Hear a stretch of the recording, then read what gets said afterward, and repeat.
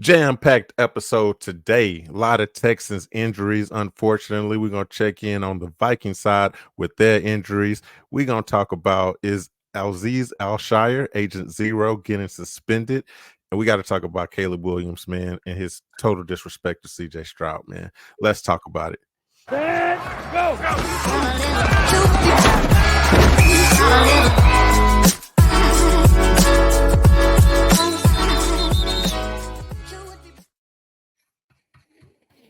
Oh, yeah. What up, H-Town? Texans fans? What's going down, y'all? Man, thank y'all for joining us on another episode of Bull Run Sports, the podcast where we preemptively recap the Houston Texans historic Super Bowl run.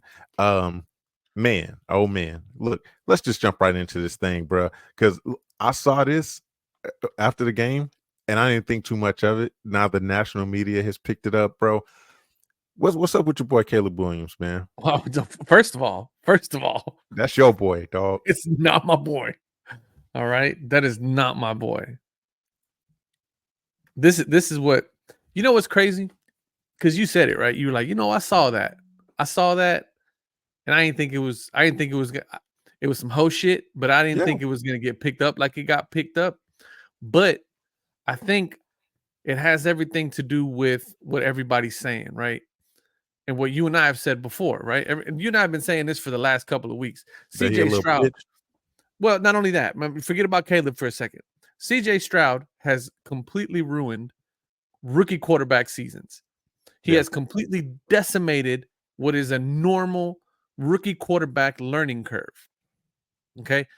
And Tom Brady said something about this where he said, it used to be that in college, you learned, like you played under a system and you learned to be a system quarterback and you learned everything that you needed to learn. Then you get to the league and then you sit behind a quarterback and you learn behind that quarterback. And then you get to play and then you get some grace because, hey, you're a rookie, you're playing for your first time. It's like, it ain't like that no more. Now you got to come out the gates running. Yeah. Right. For sure. And that's a very tough thing to do. But the problem is that CJ Stroud just got finished doing it, right? So now all of these scouts and all of these coaches and all of these front office people are like, well, wait a second. We could possibly hit strike iron again. And it's not possible, bro, because we got that guy.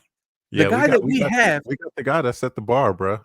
Not only that, but the bar is it's unreachable in my opinion. Like you don't think we would see?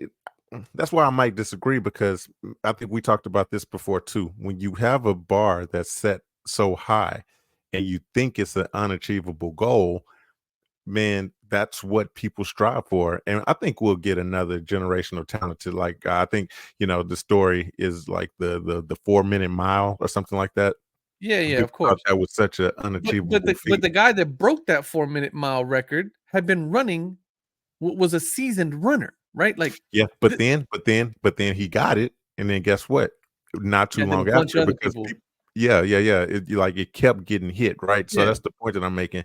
Like we thought that a historic season like CJ Stroud was like so unattainable for a rookie, but now that he's done it and that bar is set so high, I think we'll get.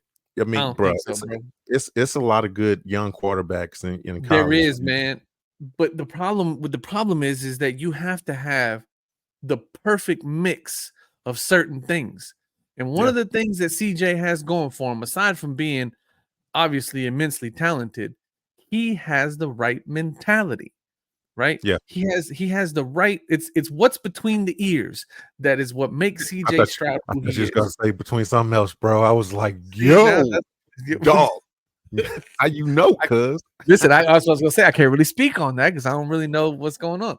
Yo, I thought you were starting this pod off in a wild way, bro. I was like, wait, I respect CJ.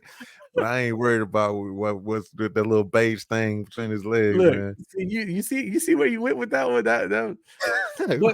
My point is, no, it wasn't me. It was you. You're the one that went that way. But my point is that I just don't think that there will be another rookie quarterback that's going to have the type of rookie season that CJ Stroud did.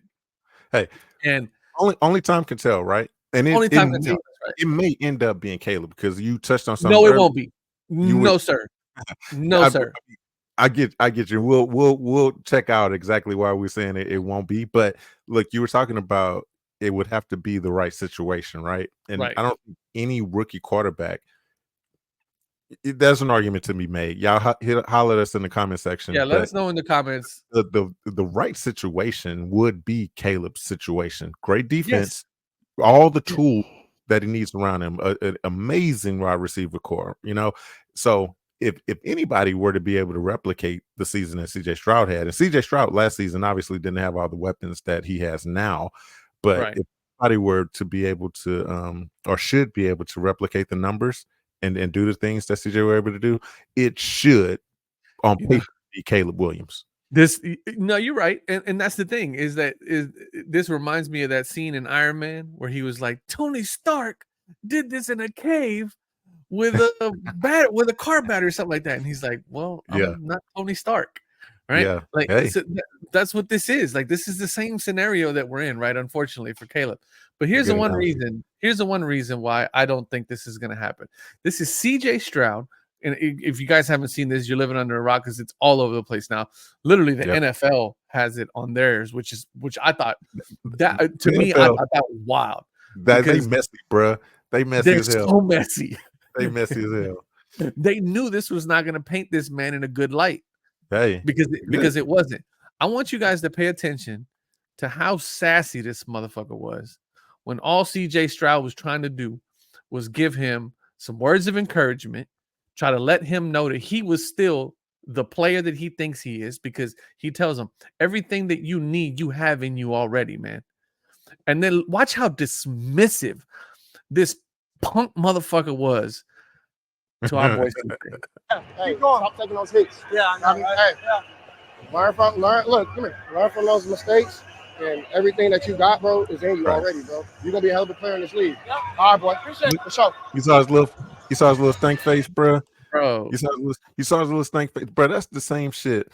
I mean, Omar, you know how it is, bro. When you got like younger siblings or younger cousins and stuff like that you're like trying to talk to, trying to tell them like, hey, I'm just trying to give you the game, bro. I'm just trying to help you out to so you can avoid these pitfalls. I'm giving you free game. Right. I'm genuinely trying to help you out.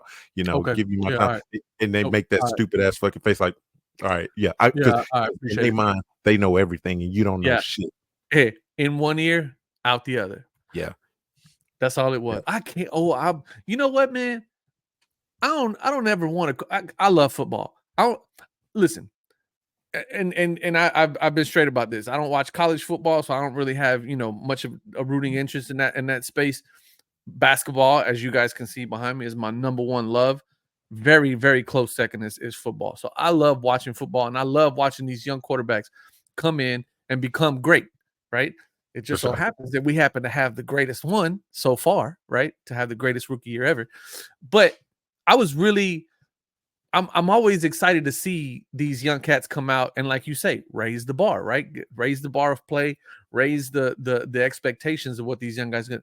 Fuck Caleb Williams. I hope he has the worst motherfucking season he's ever had in rookie quarterback history. I hope they bench his ass after.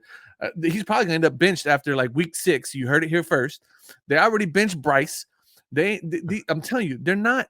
These teams are so impatient now. After what CJ did, and I hope that Caleb Williams ends up working at motherfucking McDonald's, and ends up on some region, ends up some sportscaster on some regional college network show. Damn, bruh, fuck him. Damn, I'm letting you, bro. I'm letting you go because this nigga really burnt your biscuits, dog. Bro, and I can't stand it, bro. I can't stand. There's two things I can't stand: is entitlement and a thief. And he is about as entitled of a punk little bitch as it gets. Well, Omar, I mean, did we not predict this? Did we not predict this behavior the week leading up to the game? I'm 100%. I'm not surprised. Like, you see me, I'm calm. Like, I'm nothing that I saw in that clip surprised me one bit. Nothing that I saw in that clip. But that's what I'm talking about, though. But you it didn't surprise you because you've understood like the trajectory of where this kid was going. You know what I'm saying? Yeah, I knew like, he was a bitch. I knew he was a bitch. To me, the introduction to Caleb Williams was when he got drafted. I don't really know his story. I didn't know about all these things behind him, right? Yeah. So I'm just hearing it like hearsay. This is my first time really experiencing the bitch assness that is Caleb Williams. And it was in full display, bro. It was like full display. The because that entire little interaction, bro, tells you everything you need to know about this cat. Yep. Right? Tells you everything you need to know. There's no grace there. There's no humble. Humble ain't even a word in his vocabulary. And it's just the way that he brushed off everything, bro. Like, anyway. Somebody that he clearly should be listening to in CJ Stroud, right? I hope that motherfucker gets 6 interceptions next week and gets sacked 13 times. Fuck, I will say, I think so. It's very easy to root against Caleb Williams, and like I say, bro, like shout out to you guys. Shout out to you guys, man. Y'all saw the thumbnails that we threw down for Caleb Williams the whole time, like because like I say, I knew what to expect from this brother. I knew how he was, the sassiness, the crying shit. It's like he couldn't wait to get in the locker room and cry. You know, he didn't want to talk to CJ because he was already welling up. You know what I'm saying? So I'm not shocked by it. I think you are jumping the gun a little bit though, bro, because these teams do give grace to these players, bro. Yeah, they ain't get Bryce the quarterback. Hey, Bryce is just downright terrible. I think Bryce is downright terrible, right? But he still played a full season. He made a full season and he played a couple games this season. And look, Bryce ain't done. Bryce is going to get another opportunity, whether it's with Carolina, with another team, but he's going to get another starting opportunity, right? I mean, we facing another guy, Sam Darnold, coming up this week, who's got an opportunity. Another one. You know, just talk Tim Tebow's of the world. You know, like all of these players, they'll get their opportunities. Now, look, as much and like I say, as easy as it is to root against Caleb Williams, you know, it's just the second game. Look, CJ didn't come out firing out of the gate, game 1, game 2. He really didn't hit his stride until that week 3, week 4 type, you know. So the book isn't written on Caleb yet, but I'm totally 100% with you, bro. You gotta be able to take criticism, constructive criticism. Talk to guys that's been in the league. You know what I'm saying? Don't do the shit that Caleb just did. That's downright disrespect, man. Yeah, and you know what? I can't remember. I almost didn't want to bring this up because I can't find the video and I can't remember who it was. So I don't want to put no names out there. But there were some people out there that were on some like, who does CJ Stroud think he is to be giving Caleb Williams advice? Now, if you're of that camp, I need you to go jump off a cliff. That is absolutely ridiculous that you would think that him deciding to try to give this man some encouraging words and uplift him a little bit after what was a horrendous game. And he told him, he was trying to tell him the truth, right? He was like, "Stop taking those hits, dumbass." Yeah, you know? Stop taking those hits. He's like, "All right, yeah. And then he's like, "Look, man, everything." He had to sun him a little bit. Hey, come here. Like, come here. Yeah, you trying to walk away? Like, get your ass over here, bro. Come here. I'm trying to tell you something. You know what I'm saying? I'm trying to tell you that, hey, man, you are great. You're gonna be a great player in this league. I need you. You know what I'm saying? Everything that you need to be a great player, you got it in you already, bro. Blah blah blah. CJ a better man than me. I would have told him. Like, you was trash tonight. You gonna be trash, bro. No. You know what? What I would have done as soon as he started walking, I'd be, well, fuck you then. That's what I would have done. That's the proper response. Yes, that's what I would have done. Straight up. I agree with that. He walked off. Hey man, you gotta stop taking them hits, bro. You need to protect yourself. He started walking. Hey man, well, fuck you then. How about that? I hope you twist an ankle. I agree with that, man. Look, you set it up earlier, bro. You were talking about Bryce Young. Anytime we're talking about first round pick quarterbacks and potentially bust coming into play, Bryce Young obviously is the topic of conversation right now. But you know what led to us having the opportunity to not draft Bryce Young was our boy Lovie Smith, man. And I know you have shown some love, the well-deserved love to Lovie Smith, man. Here on this channel, we're gonna give him the flowers that he deserves. All right. And you guys, look, y'all can wear it proud. y'all can go around and show him the love, display your love for Lovie Smith as well. And you can do that while helping out the channel here, man, at bullrunsports.com, where the real Texans fans shop right there. God bless Lovie Smith, baby. God bless Lovie Smith. Look at that. I got mine. Mine's on the way, so I went ahead and placed my order for mine. Mine's on the way. Yeah. God bless Lovie Smith. You know what's cool about this? What's cool about this shirt? That and you and I talked about this, right? Because it gives you an opportunity to wear something, right? That not everybody is gonna know what's up, right? Yep, facts. Only those of us that have been down for a minute with the Texans are really gonna know what's up. And if you get that head nod from somebody else, you know what I mean, while you're wearing this shirt, then they're gonna be like, "Oh, this guy Fox, he knows." It's a conversation starter for sure. And to those that don't know, it gives you an opportunity to showcase how in depth of a fan you really are. Yeah. Right. So this, I think this, it's funny because this is like our most simplest shirt that we've done to date.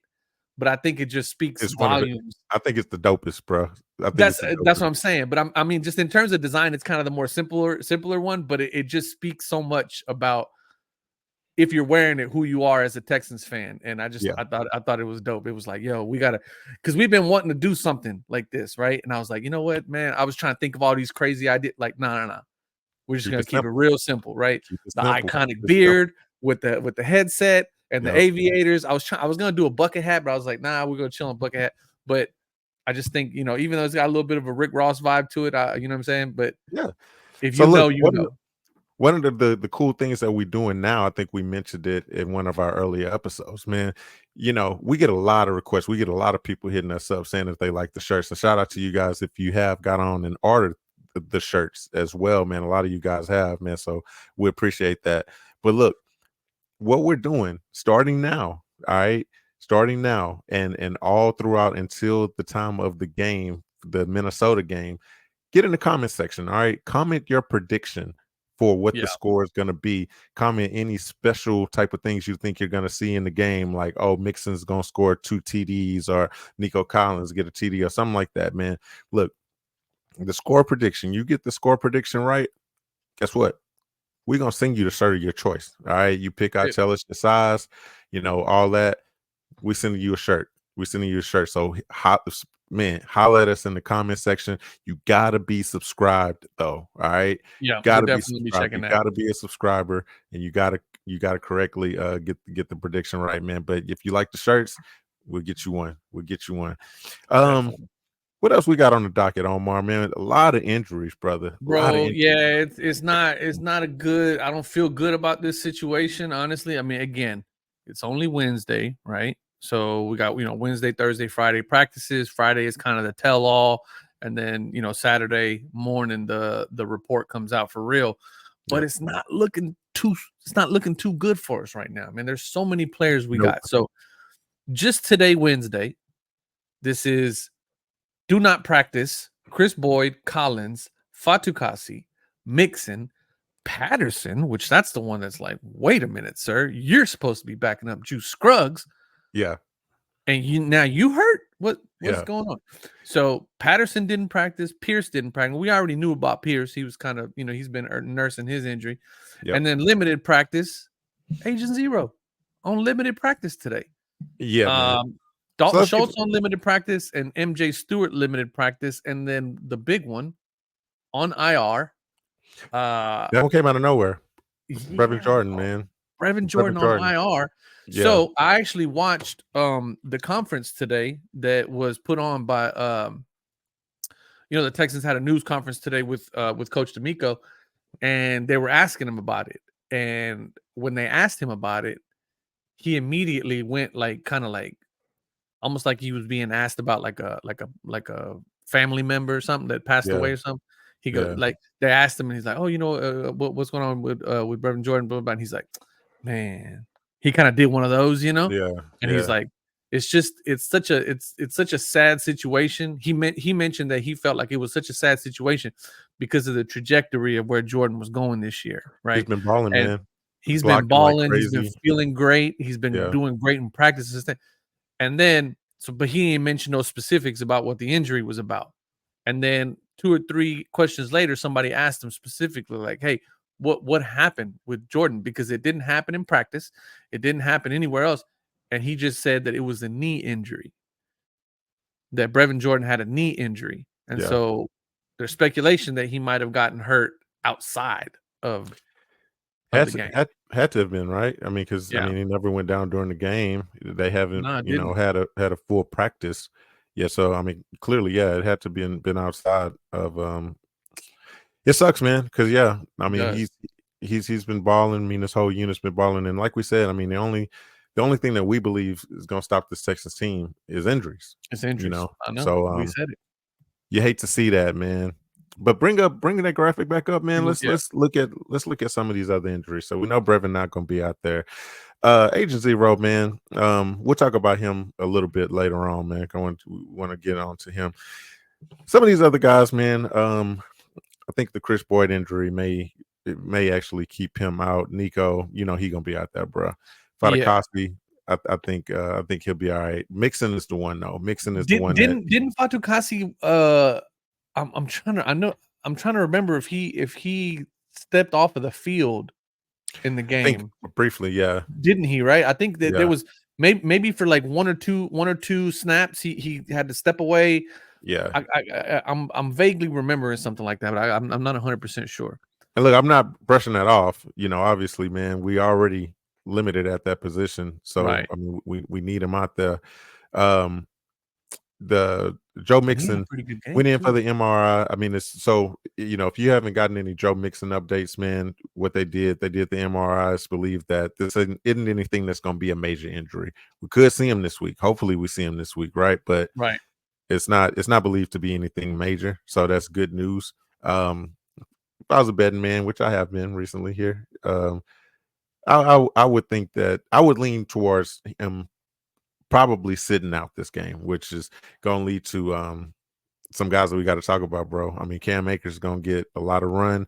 British Brooks has been practicing as a running back more so than at that fullback tight end position. Right. So, I think it's going to be running back by committee if Mixon does miss. So that's one thing to monitor. You mentioned it, Jared Patterson, bro. The only reason I'm not as concerned about Jared Patterson being injured, along with Juice Scruggs, who missed last game, is because all reports are that Juice Scruggs is going to be back. Scruggs is back. Okay. Yeah. All right. Yeah, he gonna be back. I hadn't heard the latest on that one. So that makes me feel a little bit better. Yeah. He going to be back out there, man. But so Azeez Al-Shaair, bro, limited practice, he going to be out there. Or is he? Mm-hmm. Is he? I think the only thing, and it won't be an injury that may keep him out of the game, it could be a potential suspension. You thinking that punch gonna come back to get him, huh? Yeah, man. So look, the speculation is the NFL gonna come down with something, right? Is it gonna be in terms of a hefty fine? That's what I'm thinking. Or suspension. I'm thinking that because the thing about it is that like you can't if the refs would have caught it and thrown him out. Hell yeah! Which is what they should have done. Let's be real. We got to be critical of our own people too. That was a pretty dumb thing for him to do. We loved it. We loved it. Don't get me wrong, but it was stupid. But it was dumb. It was stupid. Yeah. And look, the other thing too is that I mean, it was warranted. I understood why he did it, right? Yeah. And so does Coach D'Amico. D'Amico's like, look, man, that's what I'm saying. I kind of feel where he was coming. Which, by the way, I absolutely love the fact that D'Amico was like, look. All right, maybe it was the smartest thing to do, but what did y'all want my man to do? It was 6-on-1. Yeah. All right, and they were poking at him, and they were, what I mean? Like, I'm pretty sure that it wasn't unwarranted. Anyway, but I think if they had thrown him out of the game, ejected him, and all that stuff, then we're probably gonna see a suspension. Yeah. But because they missed it in the game, I think what's gonna come down is a hefty fine, which. I'm pretty sure somebody's going to take care of that for him. No, it's going to come out of his account, bro. You think so? Yeah. Man, because like you said, I mean, that was on him. You know, that it wasn't any type of like, oh man, the ref shouldn't have called this. Like, nah, bro, you got Yeah. No, you're right. Yeah, no, It's you like threw you that. got it. That's on you, homeboy. Yeah, you got it, bro. You know. I'm obviously hoping that the NFL don't do something like a suspension, but we've seen weirder things happen. You know, Yeah, but I mean, it's. I just think that like it would suck if they retroactively suspend you. You know what I mean? yeah, Like if your man didn't call it in the game and didn't throw him out, then that's something that you missed. Okay, so you missed the opportunity to suspend him. I wonder if there's anything in the NFLPA that says that you can't suspend somebody for something retroactively that happened in the game, but you can fine the shit out of them. it's a tough one, man, because by the letter of the law, I mean, he threw a punch. That's a suspendable offense, right? Right. So, like I say, hoping that when the punishment does come down, because it's inevitably, definitely a punishment, whether it's hitting the pocketbook or keeping you off the field. As a Texas fan and for the team, obviously, we need him out there, bro, because we're already short at the linebacker position, bro. You know, Henry Toto had the best game of his career thus far, but we got to have H0 out there with him. You know what I'm saying? Because we already found Christian Harris, man. So, yeah, hopefully they just hit his pocketbooks, man, and not keep him off the field. So let's talk about the other side, injuries on the other side, man. I think the big one. Look, we don't have to go through Minnesota's whole roster. Yeah, the big one's obviously going to be the big one is JJ. The big one is Justin Jefferson, man. Justin Jefferson. Look, he was out there, bro. He was limited practice. That's what I was going to say. Yeah. He's playing. Okay, I think so too. Yeah, it's no doubt about it, man. He gonna be out there. So, man, I hope them boys are ready. I hope our boys are ready, Omar. So we'll talk a little bit more about this when we do our preview episode, which you guys, if you haven't already, hit the subscribe button, hit the notification bell, because we're gonna do one preview of our thoughts and kind of keys to victory, as well as our predictions. Exactly. Because I'm scared about this game. I mean, I have it as a win, but only because I was not anticipating what's the quarterback? Sam Darnold. Sam Darnold, yeah, to all of a sudden decide he wants to play football at a high level. Yeah. I mean, don't get me wrong, he's got some amazing guys to throw to, which is partly the issue, or the thing that's got him where he's got. But Justin Jefferson is arguably the best receiver in the NFL right now. I don't think there's an argument. I don't think that's an argument at all, bro. I think it's a clear-cut number one. I mean, he has all the intangibles. He's got everything. A wide receiver and amazing route running. I mean, dude, he's a freak of nature. The kid's a beast. Yeah, the kid's an absolute beast. And so I see what already no-name wide receivers did to us on big plays, 50, 60-yard plays from somebody who's typically not a long ball, deep ball throwing type of quarterback. Yeah. Now we got somebody who can chuck the rock, and you got this guy who is a big game, big play specialist. Yep. I'm a little concerned about this. I am too, man. We talked about it. We've essentially gone up against two rookie quarterbacks to start the season. Anthony Richardson only played 4 games last season. And like you say, as of this current moment, he's not a good quarterback. Like by the letter of what you want a quarterback to be, throwing the ball, he's just not great. Caleb Williams, a true rookie. Now we get somebody in Sam Darnold, who the knock on him has been his inconsistency. But bro, if he's on, which he has been, they just beat the 49ers, bro. Yes, bro. The Niners. Keep in mind, just beat the 49ers, where our coach comes from. Yeah. And is running essentially the same defensive scheme that we're running. D'Amico said it. He was like, look, he's facing the same defense, essentially. Yeah. He's coming in and facing the same defense. So that sucks for us. It's not a good situation that we're going into. I'm a little scared. Not gonna lie. I'm a little scared. So Omar, scared. What's gonna have to happen, man, is just like in week 3 last season, the offense is gonna have to hit a stride, man. the playbook gonna have to be opened up, and especially if we do have Joe Mixon out. This is gonna be where Slowick is gonna have to come to CJ before the game and say, "It's on you, buddy. It's Let on me you, ask you bro. something, man. We airing it out." I was, and this is totally off.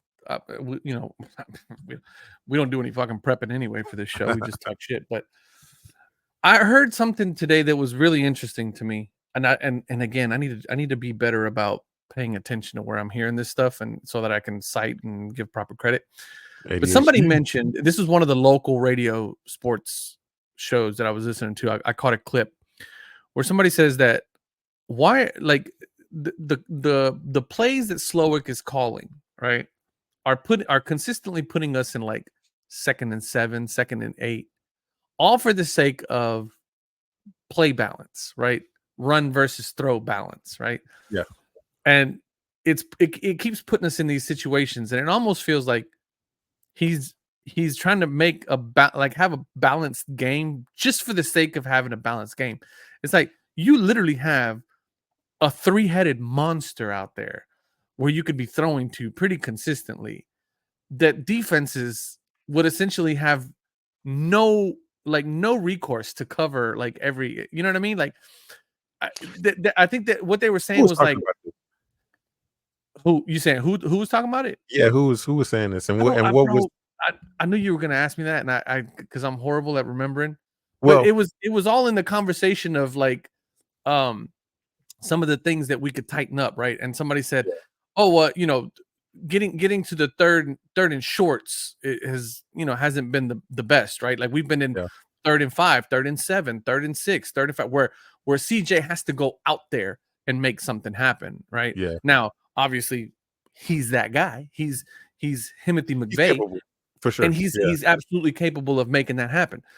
But it's almost like that's a crutch for Bobby, where he can just like maybe pound the rock a few times and see if he can get something going there, and then have CJ kind of clean it up if in fact it doesn't happen. So what they're saying is like just throw it, like throw the ball. Well, look, I'll say this. Okay. What are your thoughts on that? I'm curious because I heard it and I was like, man, I wonder what my man would say about that. You got to be able to control the run game, and we've talked about it, right? Like it starts with the run game. That sets up the play action pass. That it moves the defense up, right? Like because if they got to worry about the threat of the run game, knowing that it's effective, they got to stack that box. So that opens up opportunities for our 3-headed monster, right? If you become a one-trick pony, if you become predictable with the passing, then that's just more people in the secondary, right? That makes the passing game less effective. That's why, like at the end of games, when you're in obvious passing downs, you get after the quarterback, a lot more. And you got more people in coverage, right, to like stop them. So it is very effective.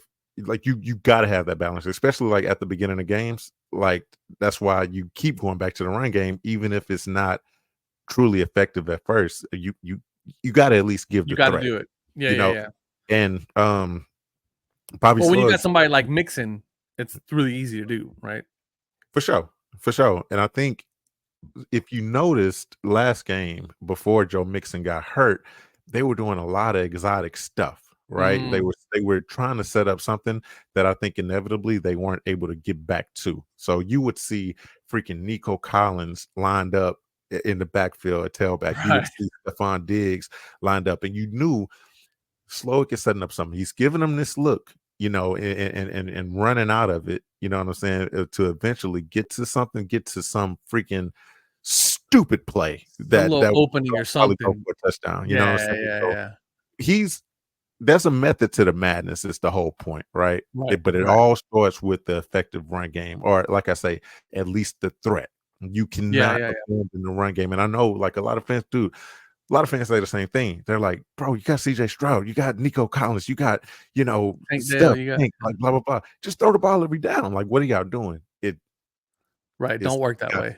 You can't just do that shit. No, that makes sense.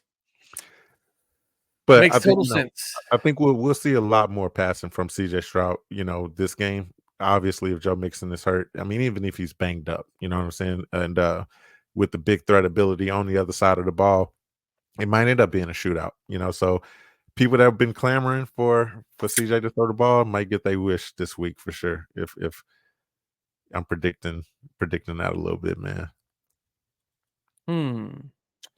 Did you see your boy? Made any adjustments? No. What were you gonna say? Your boy Fairbairn got a special teams player of the week. I saw that. Got to rock the chain. We don't win that game without Kayimi. So shout out to him.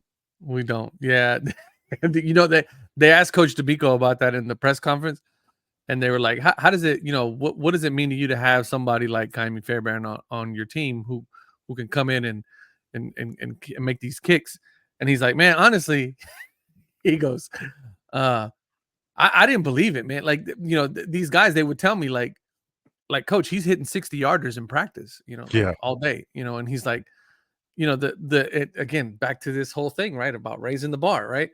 Yeah. He's like, I'm glad he's on our team because, I keep telling these guys, look, just get across the 50, get across the 50 and he'll boot it in, right? Like, it's, so with the dynamic kickoffs now that they got, a lot of them the drives are starting at the 30. You know what I'm saying? So it's like not that much of a field that you got to get 30 yards to get, that's it. Yeah. Well, you got a Kayimi Fairbairn that are consistently knocking down these long field goals. Yeah. Bro, it's like it's a guarantee, almost a guaranteed 3 points every drive. Every drive, yeah. And so that's what he was talking about. You got Larry Council who would just jump off false start every time. Yeah, and he was just talking about how, like, he's like, wait a second, he kind of has to remind himself that he's got a guy that can, that can boot 55 yarders in his sleep, 60 yarders when he's awake, and he's like, and he goes, sometimes I'll look back at the staff and be like, are you guys sure? Like, yes, man, just let him go. He's like, so he's like, it's such an advantage to have a guy like that. Cause you're absolutely right. You go out there and let's just say you have a bad run, and you started on the 30, maybe you get up to the 40, getting up towards the 50-yard line. If you can get past that 50-yard line, you're in a good spot. You're already in range, man. So no, it's a truly effective weapon, man. I'm glad that Kayimi's having a great year. Shoot, I mean, you could argue both games have rested on his leg, man. So Speaking of chains, it's good. Speaking of chains, did you see our boy Lassiter? No, what he do? He's leaning into the whole locksmith name. He should. He went out and got a chain made with a piece on it. It's a like a padlock. It says locksmith on it. Nice. So that was dope. That was dope to see him kind of like lean into that and accept that name. Yeah, when you can walk the walk. For sure. Talk your shit, man. Wear your shit proud, bro. Yeah, man. Especially, getting his first interception. That was big for him. Should have had two. Should have had two. Yeah. Should have had two. But look, it's man, ball hawk, man. What's up? Oh yeah. Ball hawk. Kid's a ball hawk for sure. I think we did it, man. I think this is a good time, man. Look, we'll tell y'all, obviously, hit the subscribe button, hit the like button, hit all the damn buttons, it's free. that YouTube gives you. It don't cost you nothing. It don't cost you down. And you could actually come up, you know what I'm saying? Get some free merch by subscribing, commenting the correct predictions, things like that, man. Look, we've been loving the vibe so far, man. We're so appreciative for each and every one of you guys, sincerely. So keep rocking with us, man. It's been a fun season. It's going to continue to be a fun season, but you got to hit the damn buttons to keep it locked, man. It's just a goddamn button. It's just a button. We ain't gonna send you no spam. We ain't gonna be doing all kind of craziness, man. Omar might send you some dick pics every now and then, but you like it. Only warranted, not only solicited, not unsolicited. Yeah. That's not right. We don't do send that. Unsolicited. We're not Diddy. We're not Diddy over here, bro. So. That boy going to jail. That boy is going to jail. Now you know what he's about to do. He's about to snitch on everybody. Facts. He's about to snitch on everybody. Factuals.